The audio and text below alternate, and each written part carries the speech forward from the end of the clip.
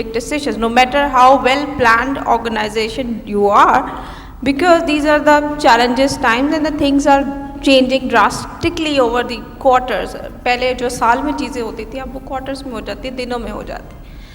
So my secret or my inspiration is always keep the basics in front of you, right? And the basics are, as an HR person, you have to look at the overall stakeholders, right? Be it the management side, be it the employee side, and आपको जल्दी भी decision करना है. Whatever action you'll take today, it has some reaction over the period of time. So are you as an organization ready to accept that?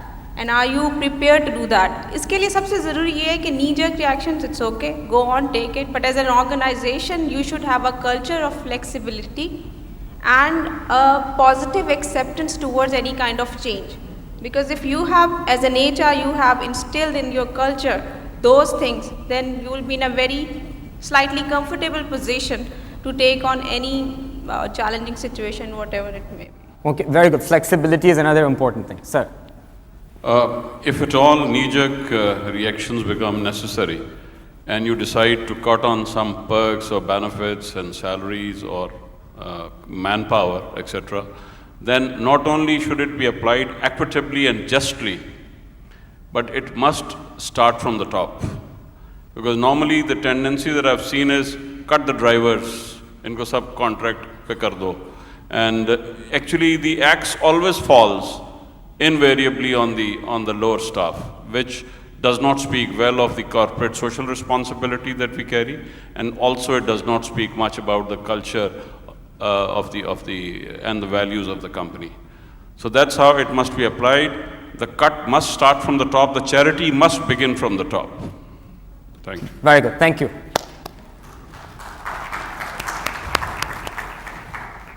I think the biggest endangered species in recession is trust.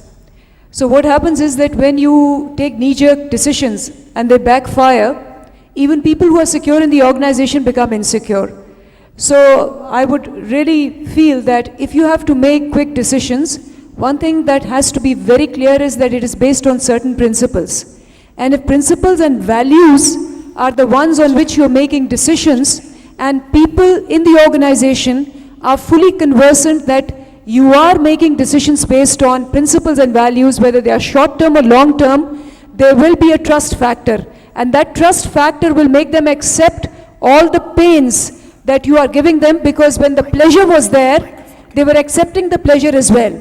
So if you have given the pleasure and you're also giving the pain, and it's very open and based on principles and values, you can get the change through in the short term as well. Okay, wonderful. Now we just have a couple of questions from the audience, I promise, and then we will allow you to.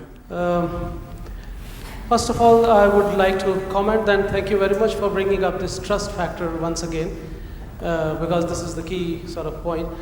I just wanted to know your perspective on this knee-jerk thing, and I want to go a step behind this strategic mix decision making at the time of knee-jerk when the companies are in crunch.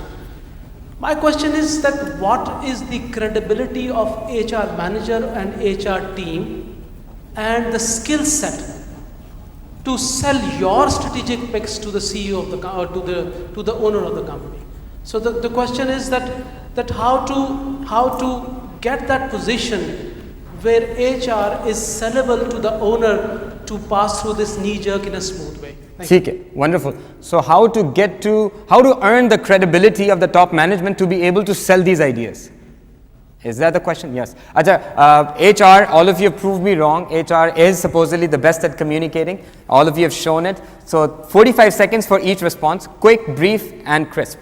I think this question is the answer to this question is not just relevant to this scenario, but overall, you have to earn the respect and the confidence of the people, and they will only respect it when you know your processes and you know your business. Very good, very good. So you know your bosses and you know your business. Process. Oh, you know your processes. I think it's also important to know your bosses. I would say that HR, the concept of strategic partners, business partners, is sometimes misunderstood as well. I'm sorry I'm using this word. Why? Because business partner does not necessarily mean that you become the board man. Business partner means that you are really interested in the business to that extent that you have the courage of raising voice if even the board is going against the business interest. And that courage, the HR as a profession needs to have that courage if they would like to empower. Sometimes I say, to make yourself more powerful, sometimes you have to learn giving away the power. And why everything has to be done by HR, no matter how much transparent I am, at the end of the day, if you lose your job based on a system which I have developed, you're never going to accept it.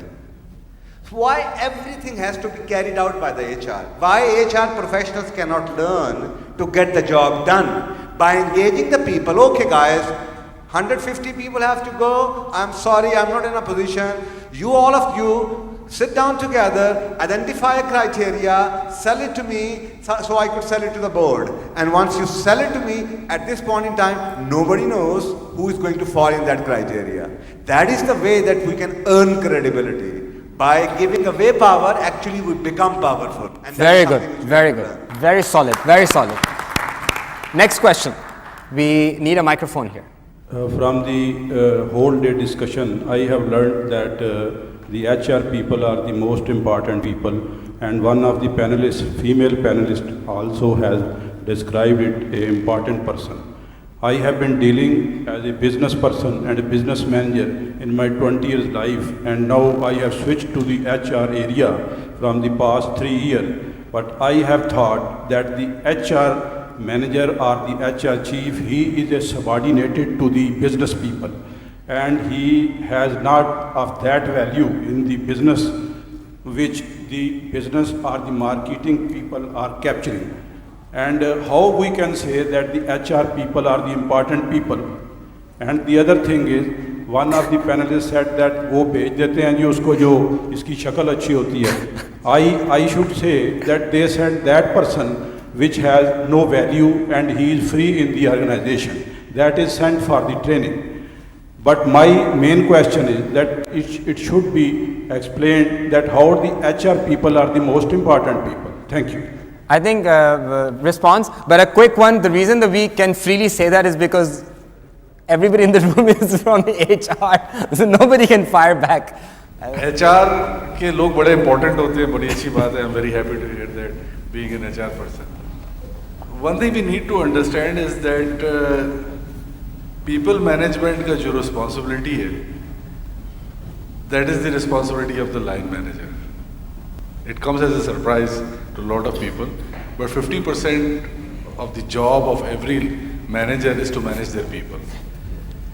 HR का जो role है, broadly speaking, is the conscious keeper of the organization, is to ensure that decision making in the organization is being carried out in a defined manner, in the expected manner, in a transparent manner.